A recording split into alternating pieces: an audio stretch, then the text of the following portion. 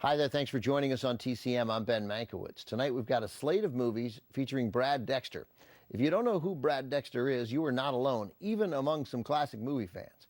Dexter had a solid career working with some of Hollywood's best directors and alongside some of the biggest stars. But for whatever reason, Dexter is not as well remembered as many of his contemporaries, supporting players and leading men alike. All of which led us to tonight's mini festival, which we're calling Don't Forget Brad Dexter. Up next, Dexter stars alongside Frank Sinatra and Clint Walker in a wartime drama from 1965, None But the Brave. Set during World War II, it's the story of enemies forced by circumstances to live together.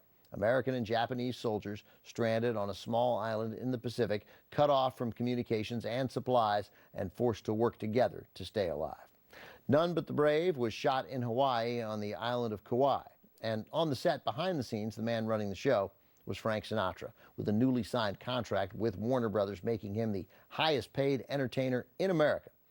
This was Sinatra's first film under the New Deal, and with it, Sinatra decided to add director to his list of credits. As the film's director, Sinatra resisted the urge to cast his Rat Pack buddies, though he did give a choice role to his son-in-law, Tommy Sands. Sinatra also gave a nice part to the man we're honoring tonight, Brad Dexter. While making None But the Brave, Sinatra and Dexter formed a bond, one that changed Frank Sinatra's life. More about that after the movie.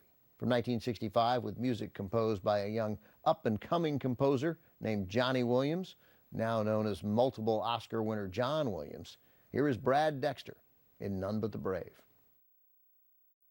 None But the Brave was shot in Hawaii on the island of Kauai in the late spring of 1964.